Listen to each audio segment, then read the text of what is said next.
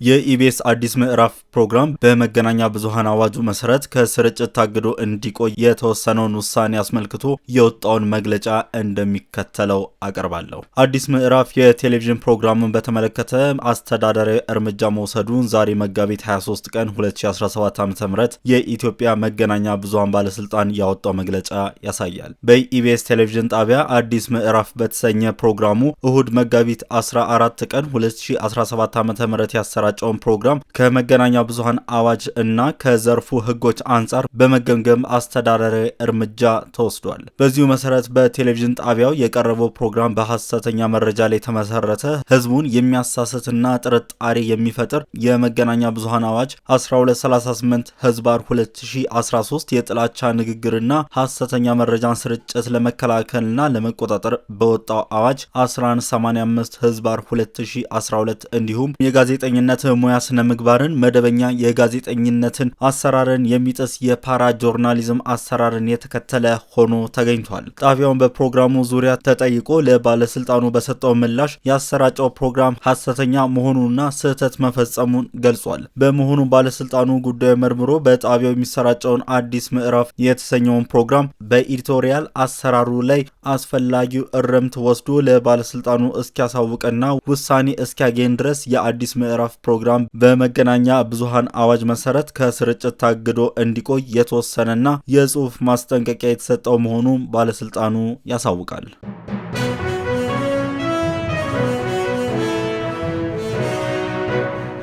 በሱዳን ኤልፋሸር በተፈጸመ ጥቃት 9 ንጹሃን ዜጎች መሞታቸው የሱዳን መንግስት ጦር አስታወቀ። በሱዳን ሰሜናዊ ዳርፉር ግዛት ዋና ከተማ ኤልፋሸር እሁድ ዕለት በተፈጸመ ጥቃት ቢያንስ 9 ሰላማዊ ሰዎች ሲገደሉ 17 ቆስሏል ተብሏል። ኤልፋሸር ከግንቦት 2024 ጀምሮ በሰራዊቱና በአርኤስኤፍ መካከል ደም አፋሳሽ ግጭቶችን አስተናግዳለች። ይህም አብዛኞቹ ነዋሪዎች ተፈናቅለዋል። ጦርነቱ የበርካታ ንጹሃን ዜጎች ሕይወት የቀጠፈ ብሎም ከፍተኛ ውድመት ያደረሰ ሲሆን ሆስፒታሎችንና የውሃ ምንጮችን ጨምሮ መሰረተ ልማቶችን በከፍተኛ ሁኔታ አውድመዋል። የጦር ሰራዊቱ 6ኛ እግረኛ ክፍለ ጦር በሰጠው መግለጫ የአርኤስኤፍ ድብደባ የጀመረው በማለዳው ነው ብለዋል። መግለጫው አክሎም የመከላከያ ሰራዊትና አጋር የታጠቁ የንቅናቄ ተዋጊዎች የጋራ ኃይል በአርኤስኤፍ የመሬት ጥቃቶች መክሸፋቸው አመላክቷል። የሰራዊቱ መድፍ 4 የሚጠጉ የአርኤስኤፍ ተሽከርካሪዎችን አውድሞ በደርዘን የሚቆጠሩ የአርኤስኤፍ ተዋጊዎች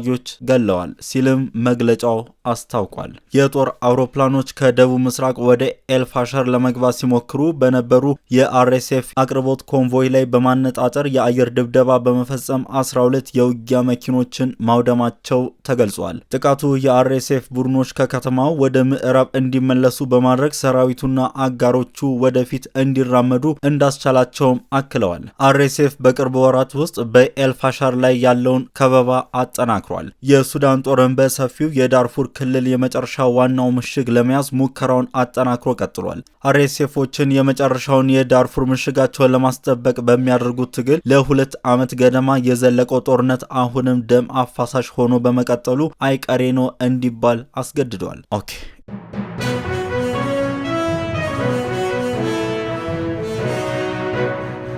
በቤተ ክርስቲያን ውስጥ ለምዕመናን ላብ የተጠረገበት ሶፍት በሚያበሉት አካላት ላይ እርምጃ ተወስዷል ተባለ። የኢትዮጵያ ወንጌል አማኞች አብያተ ክርስቲያናት ካውንስሉ በስሩ አባል ለሆኑ በሙሉ ከመጽሐፍ ቅዱስ ውጭ የሆኑ አካሄዶችና ልምምዶች በሚመለከት ከድርጊቶቹ እንዲቆጠቡ መክሯል። የሮሆቦት አብያተ ክርስቲያናት ህብረት ለካውንስሉ የላከው ደብዳቤ እንደሚመለከተው አባላት በቤተ ክርስቲያን ውስጥ መጽሐፍ ቅዱሳዊ የሆኑ ተግባራት እንዲቆጠቡ የሚያሳስብ ነው። ለአብነትም ዘይት፣ ውሃ፣ ጨርቃ ጨርቅ የሚሸጡ እንዲሁም ላባቸውን የጠረጉበት ሶፍት ለምዕመናን የሚሰጡ መኖራቸው አመላክቷል። የካውንስሉ አባላት ቤተክርስቲያኖች ከመሰል ድርጊቶች እንዲቆጠቡ በጥብቅ አስጠንቅቋል መባሉን ሰምቷል። የሮሆቦት አብያተ ክርስቲያናት ህብረት ካውንስሉ ያወጣውን መመሪያ እንደምትተገብር አሳውቃ መሰል መጽሐፍ ቅዱሳዊ ልምዶች እንደምትጸየፍ ገልጻለች። ከሰሞኑ የኢትዮጵያ ወንጌል አማኞች አብያተ ክርስቲያናት ካውንስሉ ከነብይ እዩ ጩፋ ጋር ውጥረት ውስጥ መግባታቸው የሚታወስ ሲሆን